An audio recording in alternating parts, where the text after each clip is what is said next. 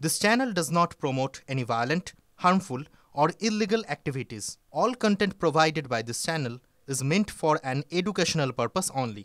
Top quality और consistent performance के लिए सिर्फ सिल्वर पंप नाम याद रखना। এদিকে মুর্শিদাবাদের দিকে চলুন নজর রাখা যাক, কারণ সেখানে নবগ্রাম তো রাস্তা যেন মরণ ফাঁদ। পড়ুয়া ভর্তি একটা ভ্যান, সেটা উল্টে রাজ্য জুড়ে তোলপাড়। টিভি9 বাংলার খবরের জেরে অবশেষে শুরু রাস্তা তৈরির কাজ। ছবি দেখাবো আপনাদেরকে।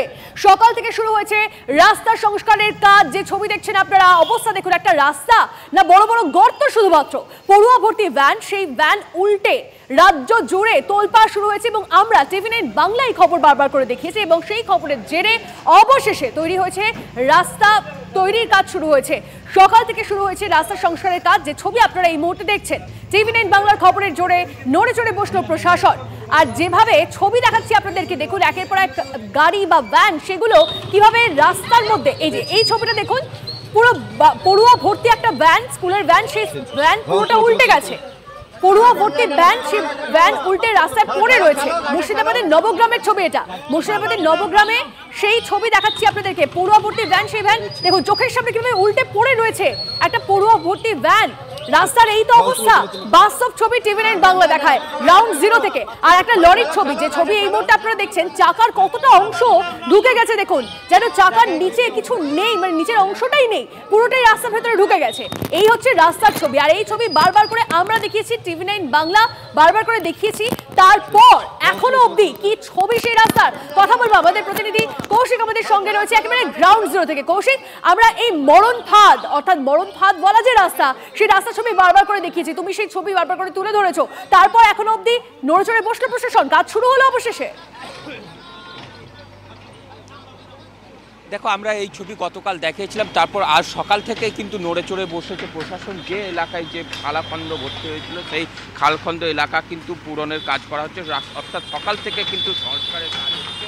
এবং আমি আমার ক্যামেরা পার্সনকে দেখানোর জন্য বলবো, যে জায়গাটায় ঘটনা ঘটেছিল আমরা সেই জায়গা গতকাল দেখিয়েছিলাম এবং সেই জায়গায় সকাল থেকে কিন্তু জেসিবি নামানো হয়েছে এবং যে খালখন্দ এলাকা ছিল সেই এলাকা তুলে ফেলে দিয়ে নতুন করে ইটের আদলা রয়েছে সেই সব আদলা দিয়ে রাস্তা সংস্কার করা হচ্ছে। তবে স্থায়ী সমাধান না হলেও কিছুটা সুরাহা মিলবে এমনটা জানাচ্ছে এলাকাবাসী। তবে এই শুধুমাত্র এই জায়গাটি নয়, যে এই যে রাজ্য সড়ক, অর্থাৎ যে 12 নম্বর জাতীয় সড়ক থেকে যে পলসন্ডা মোড়, সেখান থেকে যে রাজ্য সড়ক চলে যাচ্ছে লালবাগ সদরঘাট পর্যন্ত, সেই রাস্তার কিন্তু বিভিন্ন জায়গায় খাল এবং খন্দে ভর্তি রয়েছে। শুধুমাত্র এই জায়গাটি এখন সংস্কারের কাজ শুরু হয়েছে।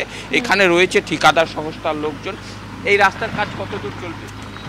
এই রাস্তার কাজ কত দূর চলবে? সন্ধ্যা অবধি চলবে। হ্যাঁ, আজ কত দূর, কোনখান থেকে কোনখান পর্যন্ত? আপনার পলসোনা থেকে সদরঘাট অবধি, মানে যেখানে যেখানে খারাপ আছে শুধু এই মেরামতি ইট দিয়ে। তবে এই যে ইট, এই ইট কতদিন থাকে? এই ইটগুলো এই জুলাই মাস থেকে, মানে আমরা এর আগে এই পাথর দিয়েছিলাম, কিন্তু বর্ষার জন্য বসে গেল। তার জন্য বর্ষাতে পাথর থাকছে না বলে ইটটা দিচ্ছি। আবার সামনে 1-1.5 মাস পরে এগুলো উঠিয়ে ফেলে আবার পাথর করা হবে, মানে পিচ করা হবে। রাস্তা যখন হয় তখন তো সেই ঠিকাদারের আন্ডারে থাকে 5 বছর 10 বছর, সেই আন্ডার থাকে আপনার আন্ডারে? না, আমি ঠিকাদার নয়, আমি হচ্ছে লেবারের হেড মিস্ত্রি। কিন্তু সেই আপনাদের ওই ঠিকাদারের আন্ডারেই তো আছে? হ্যাঁ, ঠিকাদার। যখন এত বড় খাল হয়ে গেছিল তখন কেন করেন? এই যে একটা দুর্ঘটনা ঘটার পর বোঝা যাচ্ছে কৌশিক, অবশেষে কাজ শুরু হয়েছে। অবশেষে মরণ ফাঁদ হয়েছিল যে রাস্তা, সেই রাস্তা সংস্কারের কাজ শুরু হয়েছে। আর সেই ছবি আমরা দেখাচ্ছি। তবে কালকের ছবি, সেই ছবি রীতিমতো ভাইরাল সোশ্যাল মিডিয়ায় এবং রীতিমতো বলা যেতে পারে ভয়ঙ্কর। দেখুন পড়ুয়া ভর্তি একটা ভ্যান কিভাবে পুরোটা উল্টে পড়ে রয়েছে, যে কোনো মুহূর্তে বড় কোনো ক্ষতি হতে পারত। আর সেই রাস্তার আপাতত কাজ শুরু হয়েছে বলে এখন অবধি জানতে পারা যাচ্ছে।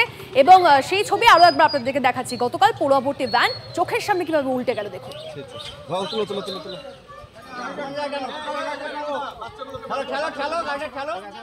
মুর্শিদাবাদের নবগ্রামের পর এবার রঘুনাথগঞ্জেও হতশ্রী পথ। রাস্তার মধ্যে গর্তে ঢুকে যায় ট্রাকের চাকা। প্রশাসনের ভূমিকায় ক্ষুব্ধ স্থানীয়রা।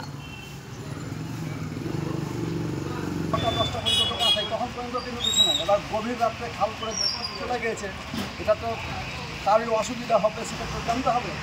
ওখানে একটা ব্যারিকেড আছে, ব্যারিকেডটাও দিয়ে যায়নি পর্যন্ত। এবার জনসাধারণ বা গাড়ির যারা আসছে তারা কী করে জানবে আলগালো? এখন কি সমস্যার সম্মুখীন হয়েছেন আপনারা? সমস্যার সম্মুখীন বলতে এই যে গাড়িটা ফেসে গেছে, আবার আমাদের দোকানে চারিপাশে নোংরা হয়ে গেছে, এবার আমাদের তো অসুবিধা।